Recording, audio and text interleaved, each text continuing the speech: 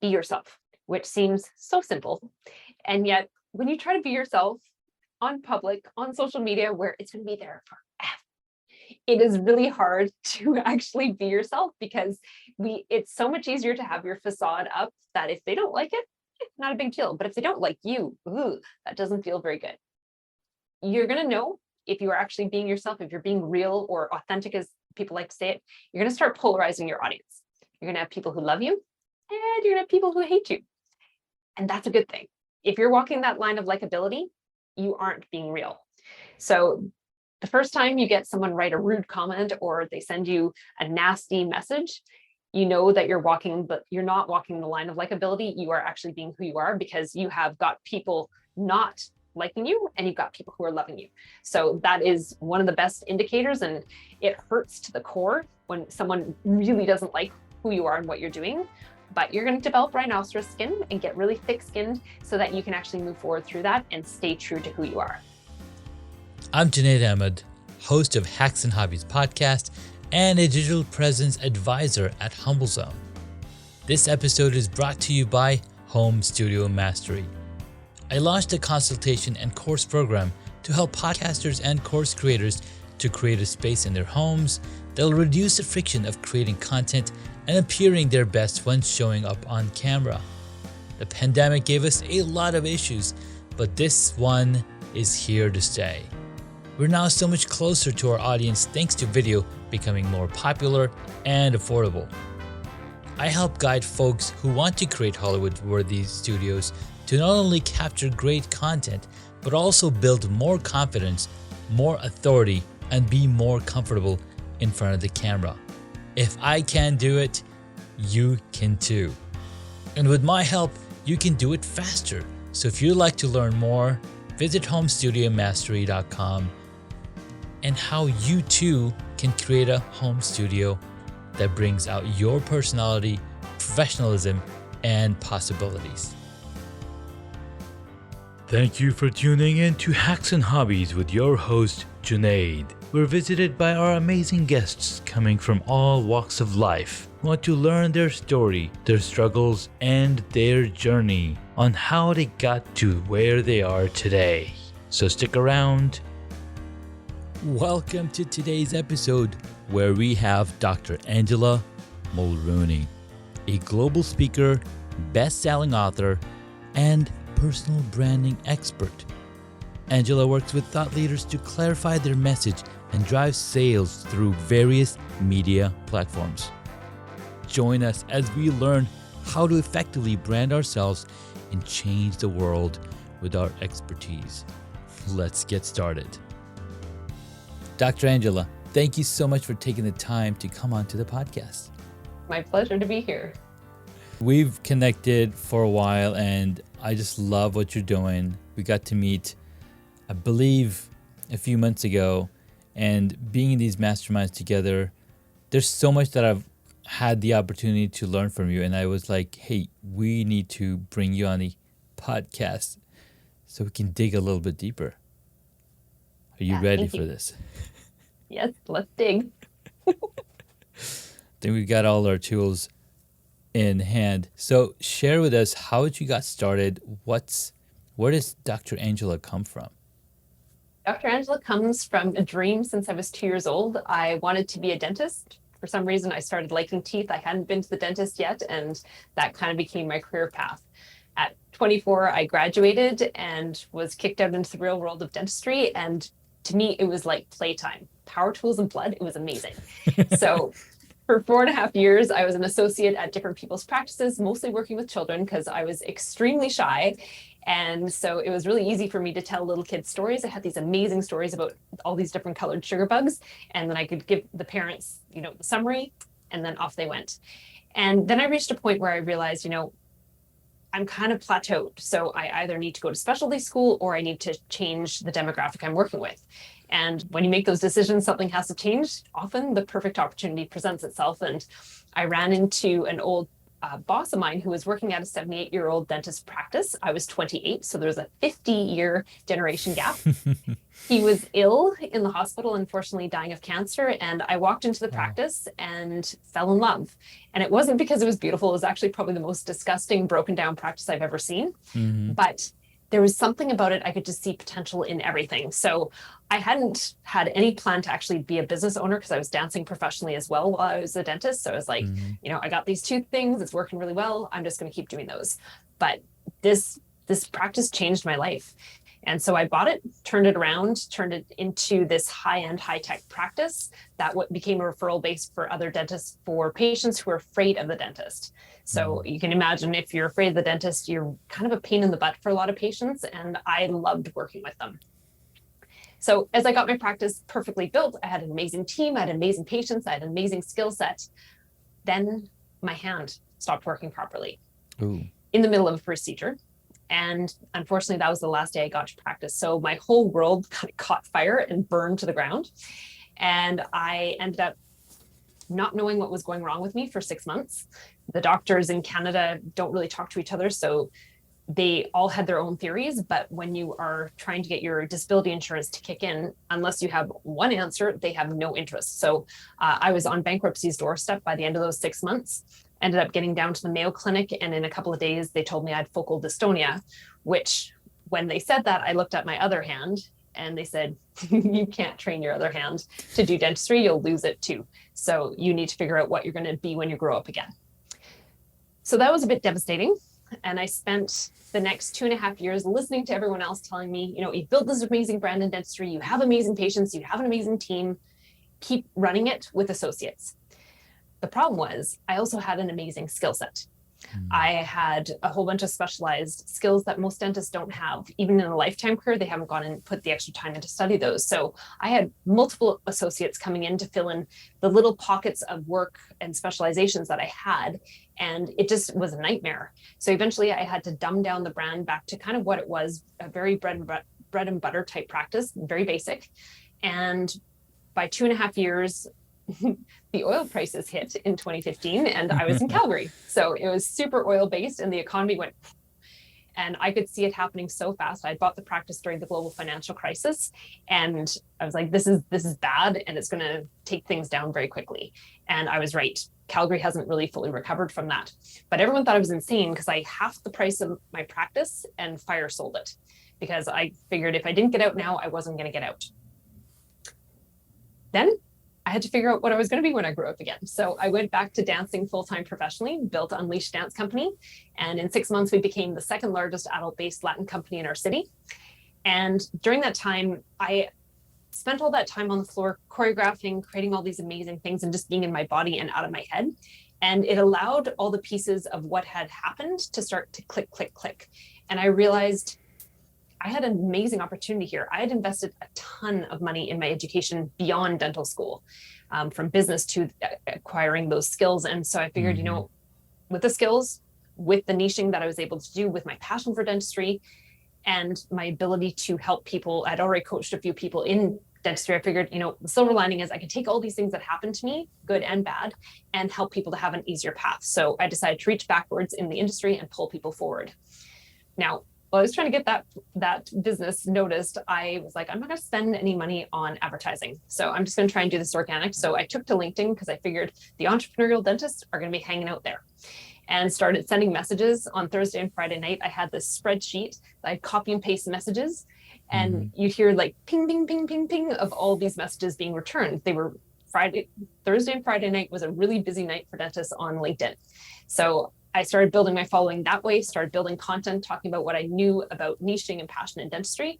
And in a year, I went from 200 to 12,000 dental industry followers. And then people went, how did you do that? Like, you came out of nowhere. You were this little dentist in Calgary. Yes, people knew who you were there, but you took yourself across North America.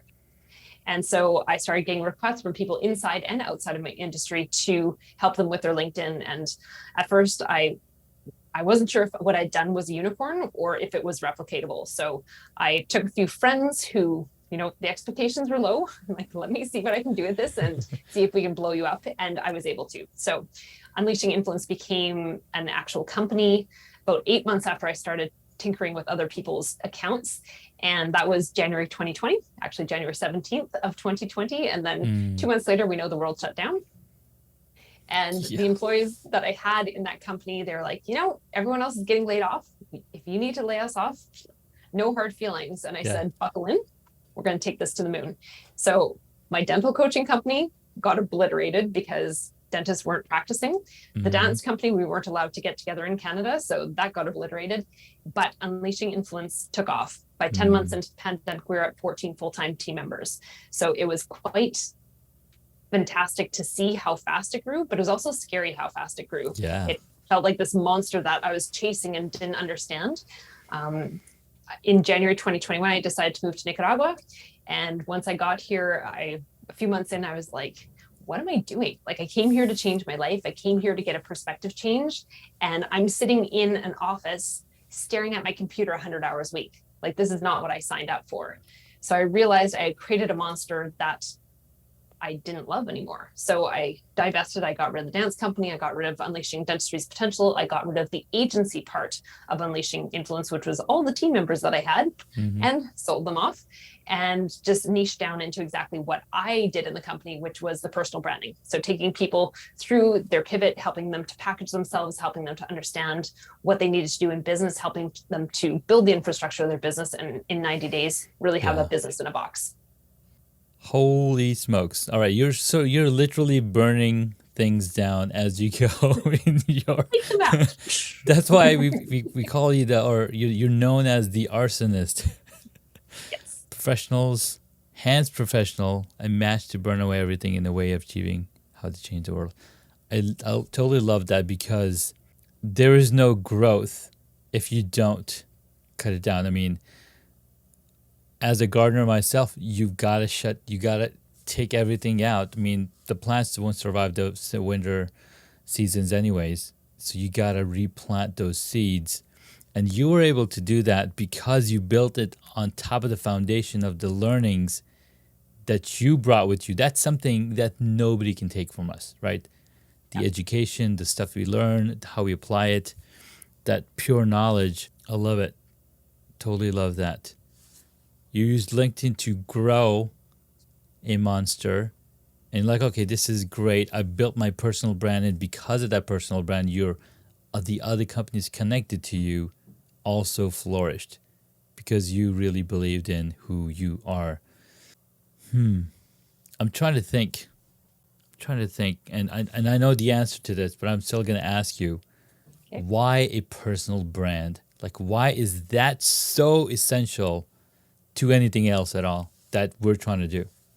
Because the way that we buy has changed significantly. It was changing before the pandemic, but it changed massively during the pandemic, where people went, if we don't have the same social values, not interested in supporting you with my dollars. If we don't have the same religious values, I'm not interested in supporting you with my dollars. And so people are digging in more than ever into who you actually are. They don't believe the perfect photograph. They don't believe the perfect video. They don't believe the perfect anything that you're trying to put out there. Their BS barometer is going to go off, and it's going to go, something's not right here, because nobody's perfect. So they want to see the human behind the brand. They want to see the human behind the thoughts. So this is where people are really trying to connect with the people that they are going to put their money behind and their effort behind to support and help them to grow their business. So if you aren't putting yourself out there and you're trying to hide behind that facade of perfection, you're doing yourself a disservice, because that is not what consumers are looking for. They're looking for the real, relatable person. They want that real, broken down, boring story or boring journey, because that's where they're able to relate. Like, oh my God, my life is so boring. I'm just doing day in, day out. I'm working on this thing, and I just don't know where the end of the light is. And it's much more freeing to see successful people share that same boring stuff as well, because that's it. Oh, if this person's got all of this going on for him and he's gone through this, I can now relate. Yeah, especially if you're working in the services industry and you're doing something that people want to be able to do for themselves, your story of perfect success isn't going to sell you. it's a story that you understand where they're at because you've been there. You have hit those highs, but you've also hit those rock bottoms and been able to climb back up. And so you have those tools to help other people to climb. It becomes super important. I totally love that. So let's say I have clients come in all the time asking about, I want to start a podcast or I want to start a YouTube channel, but I only want to, I don't want to show my face. I only want to talk about the topic that I want to talk about. What would you say to them?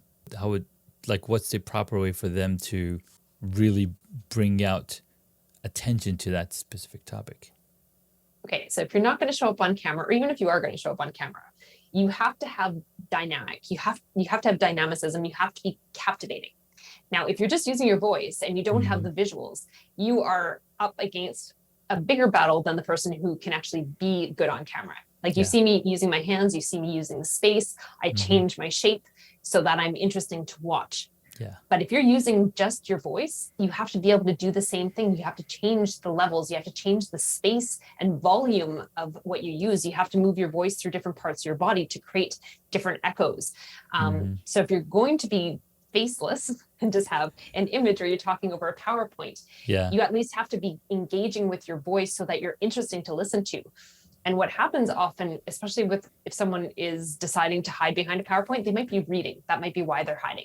And it sounds like you're reading because we don't talk like that, right? And then you kind of sound like a robot that has been automated to actually create the words that are going over top of your PowerPoint, which doesn't do you any good. So you need to practice. If you're going to do it that way, and if you're going to read, you need to practice it and think about how you would say it naturally. What are those pauses? What are those intonations? What are those loud points and the quiet points that are going to draw people in? And it is an art that you can master, but it's a lot more hard just to master the voice without having the actual visual parts to it as well. I love that. One thing that you had shared with us was finding your brand archetype. I think that was an amazing questionnaire. And I was like, let me go through this because this is very, I want to know who I am based on the way that I answer a few questions. Now, we've all done all sorts of tests and all sorts of questionnaire, finding out your Enneagram or your Myers-Briggs or, whatever have you. But this was very different. This was very simpler, much more. It was really interesting. So I came out to be somebody my dominant archetype was a sage. I was like, okay, this is interesting. So I still need to go and learn more of what does that mean and what it would take for me to be effective in how I operate and create that relationship with my audience. So what can you tell me about my own archetype? So with sages, your way of trying to create utopia in the world is by bringing knowledge. So you're research-based, you are looking for the facts. You're not looking for outlier stuff that is like, maybe it'll work out, maybe it won't. You're looking for the stuff where if you're going to share this with your audience, you want to give them stuff that is tried and true and honest, and you're not going to have egg on your face later on when something gets disproven. So when we think about sage brands, let's think about IBM or Bill Gates, right? They're like that scientist, that mad scientist who's trying to find the answers versus someone like Steve Jobs. He's not the mad scientist. He's a creator. He's an artist. Apple is very artistic. That's why artists are drawn to that brand to use their products. And they're still achieving the same kind of thing in the world, right? They're both building computers, they're building technology that is solving the world's problems, but they're coming at it from very different viewpoints. One is trying to be extremely innovative, artistic, perfect in what they're creating. And the other is we want a workhorse. We want something that's going to be tried and true and is going to last as long as possible. And it's not going to fail because we pushed the edge and we fell off the edge and whoops, something broke. We see that with Apple all the time. They have lots of bugs that are always being fixed because they're always pushing, whereas IBM is a little bit more tried and true. They're more reliable in that kind of sense, but they're not as innovative. So it depends on what you're looking for. Are you looking for that solid foundation, or are you looking for something that's a little bit more fun and moving into the future faster? I really like that. And I'm a huge fan of Apple. And but it wasn't until I think it was 2005 is when I switched over. Before that, I was all in all PC guy, building machines for decades. How can somebody combine the two different archetype into a single person? Like, for example, I like the stability, but I also like artistic stuff. So how would somebody combine those two different types? Yes, and most people are going to have more than one archetype. Like if you and I went through the 12 dominants and the 5 sub-archetypes in each, Yeah. there's probably going to be 4 or 5 that we're going to pull out that you're going to be like, ugh, it's really hard to decide between those. So we're going to use all those. And whenever I do that with clients, I just finished another one this week, and he's like, it's like you're inside my head, because I wrote his story, I wrote his archetypes, I wrote his buyer journey, I wrote his superpowers. And he's like, seriously, you sound like me when you're writing. You sound, this is how I would have thought about this, is how I would have described myself. And I didn't even tell you any of that in the session. Yeah. And so it's really interesting to pull these things out that I can read in people based on the archetypes. And then I build them out even more deeply once I put their document together. But when we have these different dimensions, we're not going to be all things at the same time, right? Because then it's like multiple personalities are coming out and you got 4 different things going on. So you're going to have different situations where you're going to pull out one more strongly. So when you're teaching, you're probably going to be more in the sage position, right? Because you're trying to teach people and bring them up with the knowledge that you have. Whereas when you are looking to create a new product, you're going to be more on that creator side, that artistic side, where you are leveraging that. So you pull in your strengths in different situations. And that's the nice thing about, we are multifaceted, that you can actually look at a situation and you're like, well, maybe if I look at it from this dimension, from this archetype, it's going to make more sense. Oh, in this situation over here, if I look at it from this one, it's going to make more sense. So you have the ability to kind of play with who you are once you have those archetype profiles built out, and it becomes a playbook. It's really interesting because when you get stuck in something, you can come back to this playbook and be like, oh yeah, that's what I am. This is what I should do. I was at a speaking competition and I got to the final, and I was like, I have no idea how I'm going to frame this. I kind of know what I need to say, but I'm having an issue. So the night before, one of my friends, she was like, "Ange, you're the arsonist. You'd burn this shit down." So I was like, okay, that was what the theme became. It was, what if you burned it to the ground? And it was perfect. It was totally on brand. And once I put on the arsonist persona, the whole thing just wrote itself in like 20 minutes. Wow. So it's crazy when you have that ability to go back to your information and you can check back in and be like, oh, I'm stuck. Then you read this and you're like, oh yeah, no, that's exactly what I should do. And then you go and it's instantly, everything is cleared out of your way. All right. Well, Angie, thank you so much for that, because that answers a lot of questions that had been jumping around in my head for the past couple of weeks, because I've been working on my own sites and, coming up with the copy. And I'm like, how do I frame this? Do I copy what everybody else is doing and then add my little thing to it? But then the more I listen to you define, create these archetypes and dig into that playbook, it tells me, oh my God, that's exactly who I am. I mean, in just this past week, I've bought 3 different sets of Wi-Fi devices in my home. I've installed every single one of them, tested them, and I'm like, okay, this is not working. This is great, but it's doesn't have an extra piece that I need. So I'm totally that person that finds what's working, what's gonna last for a long time, and then how can that help me be in a much better position. So I'm almost done cleaning up my own mess that I created just the beginning of the week, but it so explains of how I should be marketing myself and how I should be putting content out on that type. A really awesome question that you've actually provided me. This should help a lot of us, because one thing that we all don't want to do is niche down in one small pocket and think that, oh my God, if I niche down in this little one thing, that's all I'm going to be known for. So how does niching down help anybody, or is essential for somebody creating personal brand, or even creating topics on their thought leadership? It's funny, we addressed that question this morning in my mastermind, because one of my clients was like, but I like doing this and I like doing that and I like doing that. I'm like, you realize you're throwing spaghetti against the wall. Mm-hmm. You're not focused. You are scared to niche into the thing. And so because you're scared, you're looking for all the shiny objects around you.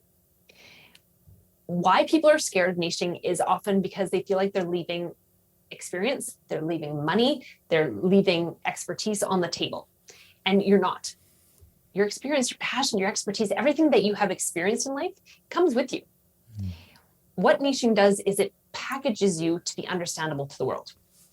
And even though you're going to focus on a topic, one topic is not one-dimensional. It's multifaceted. And if you can go narrow with your knowledge and go super deep into it, then you become the expert. And because of all those other tools that you have that you want to show the world, you are going to come at that topic. There's can be lots of people in the same topic, but your experience of that topic, your expression of it is going to be unique because of how your brain has developed from everything else that you've experienced up till now. Yeah. So nothing is lost. And if you actually want to be a thought leaders aren't generalists. Thought leaders are subject matter experts. And being an expert is not boring. If you start going deep into something, you're going to realize, oh my gosh, we're never going to get through all this, here. Right? It's so deep. Yes. Yeah. And it's amazing when you actually narrow your focus. Suddenly you get more excited about the topic if it's the right topic. But you also, your brain is on fire because you're like, oh my gosh, there's so much here. Whereas when you were trying to be everything, like take me, for example, dance company, dental coaching company, social media agency, right? I was working so many hours because I was trying to get that depth, but there's only so many hours and so much brain capacity that you have to actually dig into that stuff that it was limiting me. And once I narrowed, that was when the clients just started showing up. It was crazy. My perfect clients, I'd be like, oh, I wish I could really work with this person. They started showing up and not solicited. They just were emailing me and saying, hey, I need to work on my personal brand. And before, people weren't saying, I need to work on my personal brand. They'd be like, I hear you kind of do some stuff. Do you think you can help me? But it's very, very specific to my topic. And the money just increased insanely. Like the amount per month is way more than when I had the full-on agency, and it's just me and my virtual assistant. So it's crazy what happens when you narrow that focus. You start to see more of the opportunities in that, but you also have more mastery in it because you have the time to think about it. You have the time to dig in and get more knowledge. And as a sage, you like doing research. It's great for you to niche because that's going to allow you to be in your bliss. Yeah, man, I love that so much. An excellent example of a brain surgeon, how much they make versus a general doctor, right? So the price is going to go because you have more expertise. More people are going to be seeking for you. You don't have to worry about advertising at all. Man, I have enjoyed thoroughly, Dr. Angela, this conversation. It's almost like all the answers that I was looking for were answered in this past 20 minutes. I love it.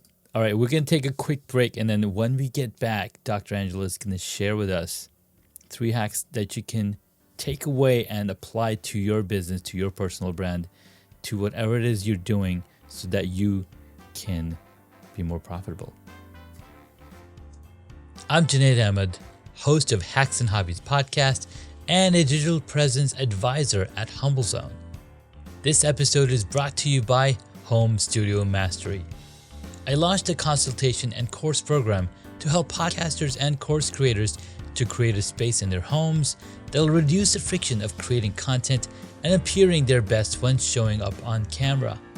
The pandemic gave us a lot of issues, but this one is here to stay. We're now so much closer to our audience thanks to video becoming more popular and affordable. I help guide folks who want to create Hollywood-worthy studios to not only capture great content, but also build more confidence, more authority, and be more comfortable in front of the camera. If I can do it, you can too. And with my help, you can do it faster. So if you'd like to learn more, visit homestudiomastery.com and how you too can create a home studio that brings out your personality, professionalism, and possibilities. Hey guys, welcome back. We've been talking with Dr. Angela, the arsonist Mulrooney, She's amazing. She is a global speaker, best-selling author, and a personal branding expert. Now, personal branding has become a lot more popular, but she's been doing this for a longer, even longer than it actually became hot. So, super excited to get the lowdown, the 3 hacks to take away so you can apply it in your business. So, Dr. Angela, take it away. Sure. So the first one I would suggest is be yourself, which seems so simple. And yet when you try to be yourself on public, on social media, where it's going to be there forever, it is really hard to actually be yourself because it's so much easier to have your facade up that if they don't like it, not a big deal. But if they don't like you, that doesn't feel very good. You're going to know if you are actually being yourself, if you're being real or authentic, as people like to say it, you're going to start polarizing your audience. You're going to have people who love you and you're going to have people who hate you. And that's a good thing. If you're walking that line of likability, you aren't being real. So the first time you get someone write a rude comment or they send you a nasty message, you know that you're not walking the line of likability. You are actually being who you are because you have got people not liking you and you've got people who are loving you. So that is one of the best indicators, and it hurts to the core when someone really doesn't like who you are and what you're doing. But you're going to develop rhinoceros skin and get really thick skinned so that you can actually move forward through that and stay true to who you are. Okay, hack number 2. Hack number 2 is get yourself on LinkedIn. If you are a professional, if you are dealing with professionals, get on LinkedIn. It is one of those platforms that it's still super misunderstood. People think it is still a job search platform. It is one of the best personal branding platforms you have because you have the flexibility to write articles. You have the flexibility to create long form and short form content. You have the ability to put out polls and really get to know your audience. You can create groups, and it's not a noisy platform like Facebook is, where people are still putting very personal stuff and they're trying to mix in professional, and it's very confusing. So LinkedIn is for the professional trying to go after the professional and build your personal brand. So don't write that one off. If you haven't really dug into what LinkedIn is, let's hop on a call, because seriously, there's so much opportunity there, and just doing a little bit is so much more than what most people are doing. So you're going to be able to pull ahead of the competition. Love it. And then the last thing is get on video. People can't get to know you that well. We talked about people hiding with just their voice. At least you're using your voice, but get on video. People can not feel you the same way through a great photograph or great writing, even if you bring lots of personality to your writing, or you're just doing audio. When people can see you and they can hear you and they can feel you, when you use your camera properly, you use your space properly, you are dynamic and captivating. Then when someone gets on a phone call with you, they're like, oh my gosh, I can't believe I get to get on a call with you because you're so awesome. I've been following your stuff. I love it. Oh, this is the best thing ever. You're going to have these fans, the lovers, enthusiastically booking calls with you to access the expertise that you have. And when you can get on video and talk about what you know, that puts you in a different echelon. Someone might be writing for someone who is writing these amazing articles, or they might be writing amazing copy. But if you can get on camera, unedited, like not these stop and start edits in the videos, and talk about what you know and get through something that leaves people changed with that little piece of information that they're going to go into the world with and try, that is where people really start to see you as that thought leader, as that expert. And at first, you're probably going to suck. That's okay. People like watching you to level up as you go. That's actually an interesting part of the journey. But just by actually putting yourself out there, that puts you again in a different echelon, because a lot of people are not going to do it. They're too afraid of this little black hole and the world on the other side that can see them. Man, I love every single one of those hacks. I still got to find my haters because I haven't found those yet. You're just too lovable. I know my kids don't, bringing my kids on video definitely keeps those haters at bay. They're your armor. Is that what tip number 4, bring your kids along for the ride. You're not going to have any haters. Or, yeah, something like that. I don't know. All right, let's do. Work too. Yeah, exactly. Kittens and dogs and animals work as well. There's something to dig into over there, but I'm not going to. Dr. Andy, we've had a really fun conversation. I've enjoyed it very thoroughly. I was waiting very anxiously when I would get to talk to you, so I'm glad that we were able to make this happen. I know we kind of rescheduled, but nobody knows. Really awesome to have you here. This is the portion of the podcast where I like to ask some questions to let's dig in a little deeper. All right. Number 1. What is the one hobby that you wish you got into? The hobby that I wish I'd gotten into earlier is fighting. I'm now doing it at 42, but as a kid, my parents told me, that's for boys. So I was allowed to do gymnastics. That was about as aggressive as I was allowed to get. But yes, I would have loved to have been a fighter as a kid. I love it. My daughter does that really well already. Yeah. She's like, no, this is my world. You guys are just hanging out. Next question.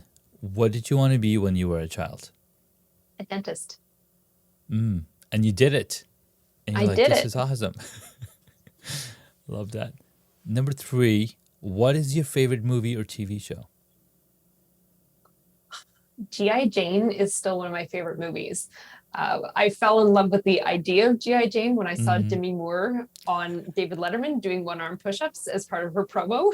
And I was like, I bet you I can figure that out. Within an hour, I was doing one-arm push-ups on each arm in my family room. So that's so cool. Yeah, my nickname became G.I. Jane because that was like my party trick to break the social ice, was to show people I could do one-arm push-ups.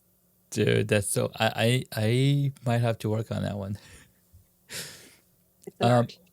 Yes, it is an art. Our next up, number 4. What movie would you choose if you, Dr. Angie, got to play a character in it?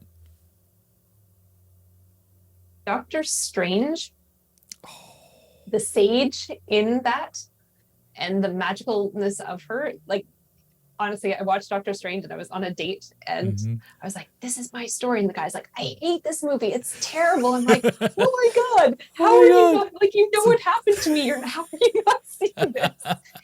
We didn't go on another date after that. Of course. But, come on, you're hating on me already. We haven't even met.